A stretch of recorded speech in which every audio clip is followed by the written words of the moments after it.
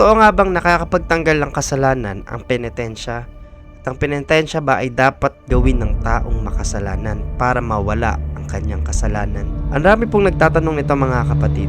So ano nga po ba ang penitensya sa mga hindi pa nakakaalam? Ang penitensya po, ilan sa mga probinsya sa bansang Pilipinas ay ginaganap ito. Ito ay tradisyon at panata.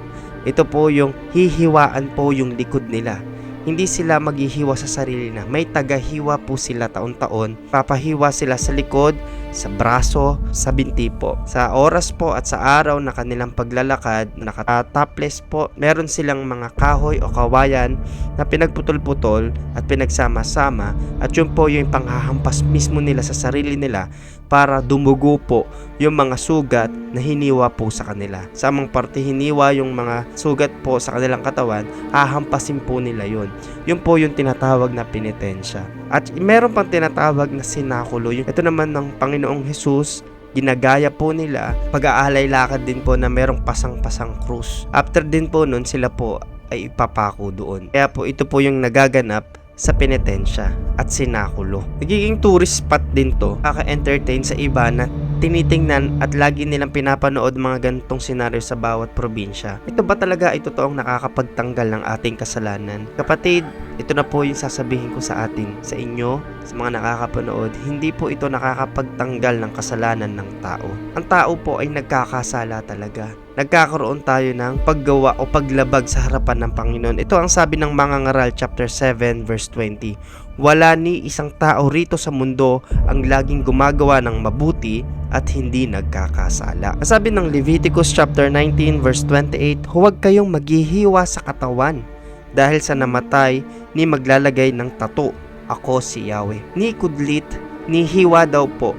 Huwag daw po gagawin ating sariling katawan, sapagkat ito'y kasalanan. Kaya nga po, akala ng iba kapag ginagawa nila o ina-apply nila yung penitensya, maganap po sila sa sinakulo, sila po ay napapatawad o nababawasan yung kanilang mga nagawang kasalanan. Pero ang totoo nito, nagkakasala pa po sila. Ilan din mga kapatid sa mga nakilala ko at sa mga narinig kong mga patotoo sa mga gumaganap ng sinakulo, pagkatapos nilang magpahiwa, pagkatapos nilang paduguin, mag-alay lakad, parang ginaya nila ang Panginoong Hesus, after po nun, sila po ay magsisiinom. Sila po ay gagawa mga kapatid ng kasalanan uli. At sa next year uli, gagawin uli nila yung mga bagay na ginagawa, traditional at panata nila sa sinakulo o sa penitensya. So malinaw mga kapatid na hindi ito nakakapagpatanggal ng ating kasalanan, hindi yung nakakabawas. Actually nakakapagdagdag pa po ito, sapagkat kasalanan na ang katawan po ay sugatan mismo. Sapagkat ang katawan natin ay templo ng Diyos. Sabi ng 1 Corinthians chapter 6 verse 19, hindi ba nyo alam na inyong katawan ay banal na dako ng banal na espiritu na nasa inyo? Ang inyong katawan ay mula sa Diyos at kayo ay hindi sa inyong sarili. Ito daw ay templo ng Panginoon. Ang ating katawan ay hindi dapat dungisan, ni sirain at sugatan man po. Sa aking pananaw mga kapatid, takot sila sa lahat ng gumagawa po, namamanatan. Takot po sila sa impyerno, alam nila ang kasalanan at ang nagawa nilang kasalanan sa harapan ng Diyos na maghahatid sa tiyak na kapahamakan. Kaya po sila namamanata. Kaya sila gumaganap po sa ganong tradition at practices. Kaya po mga kapatid, sa mga nakagawa na o sa may mga kilalang gumagawa po ng penitensya, we pray na makarating sa kanila ang mensaheng ito, na hindi na nila kailangang gawin yun. Hindi na natin kailangang gawin pahirapan ang ating sarili, saktan, sugatan, ipako sa krus upang mapatawad ang ating kasalanan, sapagkat ginawa na mismo ng Panginoong Hesus sa krus ng Kalbaryo upang tayo ay maligtas. Ang gagawin na lang po natin mga kapatid, tayo po ay magre-repent. Sabi ng 1 John chapter 1 verse 9, if we confess our sin, He is faithful and just to forgive us.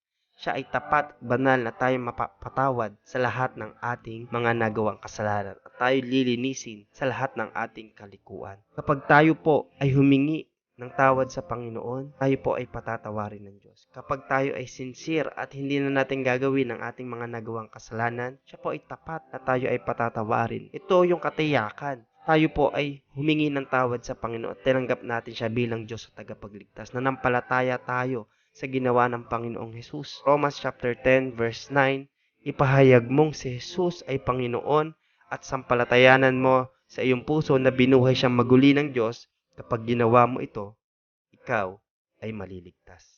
Yun po yung magiging sagot sa lahat ng nagtatanong po mga kapatid. Kung nakakapagtanggal pa talaga ng kasalanan o nakakapagligtas ang paggawa ng penitensya. Hindi po. Si Jesus po mismo mga kapatid ang gumawa na para sa ating katubusan, para sa ating kaligtasan. Huwag na po natin gawin ang penitensya, huwag na po natin to gawin taon-taon sapagkat ito'y kasalanan sa harapan ng Panginoon. Lagi nating tatandaan ang sinabi ng Isaiah chapter 53 verse 5, sinugatan siya dahil sa ating mga pagsuway, binugbog siya dahil sa ating mga kasamaan, ang parusang tiniis niya ang naglagay sa atin sa magandang kalagayan at dahil sa mga sugat niya ay gumaling tayo. Tayo ay gumaling. Si Jesus po ang naging daan patungo po sa langit. Sapat na po ang ginawa ng Panginoong Hesus sa krus ng Kalbaryo upang tayo po ay maligtas at mapatawad sa ating mga nagawang kasalanan. Sa mga matagal na pong Kristiyano na nakapanood po nito, share the gospel, ipasa po natin ang kaligtasan ng Panginoong Hesus. At sa mga ngayon pa lang po nakarinig ng ganitong pangangaral nais ng Panginoon, natanggapin mo siya at pagsisihan mo ang mga nagawa mong kasalanan. Tatanggapin na lang po natin na tayo ay nagkasala laban sa harapan ng Panginoon. Tayo po ay minsan pang manalangin. Sa simpleng panalangin, tayo po ay maging totoo at tanggapin natin si Jesus bilang Diyos at tagapagligtas. Panginoon, tinatanggap ko po kayo bilang Diyos at tagapagligtas ng aking buhay. Humingi ako ng tawad sa lahat ng nagawa kong kasalanan. Pinagsisisihan ko po ang mga nagawa kong mali. Pinapatawad ko rin, Panginoon, ang mga nakakagawa ng mali po sa akin. Sulat niyo po ang aking pangalan sa aklat ng buhay diyan sa langit na bayan. Salamat po sa ginawa niyo, Panginoon, sa krus ng Kalbaryo.